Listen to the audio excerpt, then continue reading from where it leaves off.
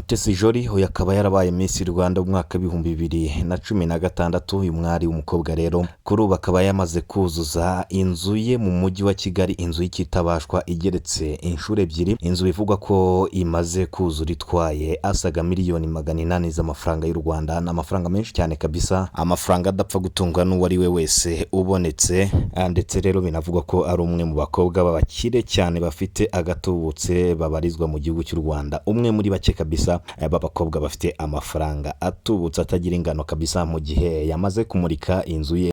Munyemerere rero tugaruke gato kuri Mutesi Jolly ndetse tunagaruke ku nzu yamaze kuzura mu mujyi wa Kigali hariya Kibagabaga, aho mu by'ukuri iyi nzu yuzuye itwaye amafaranga menshi atagira ingano, miliyoni 800 z'amafaranga y'u Rwanda. Ariko nayo ni inzu kabisa, nk'uko ndagenda nyibasobanurira, ni inzu y'ikitabashwa, inyubako yakuzuza umugabo kabisa igasiba undi. Ni mu gihe rero mu minsi yashize Mutesi Jolly yavuzwe mu rukundo n'umuhungu wa Ramaphosa, perezida w'igihugu cya South Africa. Mu by'ukuri bikaza kuvugwa cyane ku mbuga nkoranyambaga, ndetse yewe benshi bakanavuga ko kugira ngo uyu mwari w'umukobwa abashe kubaka iyi nzu harimo n'inkunga z'umuhungu wa Ramaphosa kabisa. Byose rero hano kuri Bivugwe TV turagenda tubigarukaho neza ndetse tunabisobanukirwa neza cyane. Munyemerere rero mbanze mbaye ikaze, reka mbasuze kandi nkomeze mbifurize kugira byiza aho mutwumvira hose. Imana ikomeze bampera umugisha, ngushimire cyane. Kandi niba warakoze subscribe, nawe niba utaraduha subscribe wakirebera aho handitse subscribe, ubundi ugakoraho, ugakora no kunzogera, kubera ko urabudufashije cyane. Uwiteka bampera umugisha rero kandi akomeze abe mu byanyu byose. Yego nibyo, yitwa Mutesi Jolly. Uyu rero nkuko nakomeje kugenda mbivuga, yabaye Miss Rwanda mu mwaka w'ibihumbi 2016, ikamba yegukanye ubwo yari amaze guhiga abandi bakobwa benshi bari bahanganye mu by'ukuri, bityo bikaza gutuma aba Miss Rwanda mu mwaka w'ibihumbi 2016 agahabwa imodoka ku ikubitiro. Ndetse rero bimwe mu byaje kumufasha gutangira urugendo rwe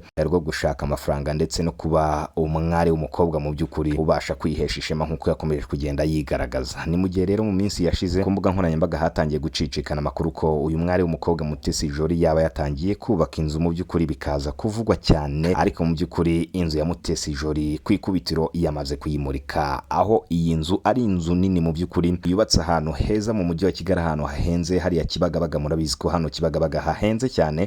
Ni mu gihe rero iyi nzu iri ku buso bunini cyane ndetse ikaba ari inzu igeretse kabiri. Mu gihe rero ifite parikingi z'imodoka nyinshi, ndetse iyi nzu ikaba ifite n'ubwogero bunini, icyo twakita piscine cyangwa se swimming pool. Inyubako rero ya Mutesi Jolly ikaba ifite jaride nziza cyane kandi ibasha kwicaramo abantu benshi mu by'ukuri, dore ko iyi jaride ari nka jaride iberamo ubukwe, yakakira abantu benshi. Iyo winjiye mu nzu ya Mutesi Jolly, iyi nyubako muri kubona ahangaha, inyubako mu by'ukuri irimo icyumba cya biyari cyangwa se aho gukinira akabiyari kabisa. Mu gihe Mutesi Jolly yibereye mu rugo n'inshuti ze zamusuye, azajya abasha kwikinira akabiyari bitamusabye kujya mu kabyini. Inyubako rero ikaba irimo icyumba cyo kumukoreramo umusatsi, icyumba cyo gukoreramo umusatsi, ndetse rero ikaba irimo n'uburyamo bwiza, ndetse yewe na sale yakira abantu. Mu by'ukuri ni byinshi rero, harimo nk'aho ibyumba mu by'ukuri bigomba kubikwamo amashakoshi ndetse n'imyenda ye, yewe n'ibindi byinshi mu by'ukuri uyu mwari w'umukobwa abasha gukenera mu buzima bwe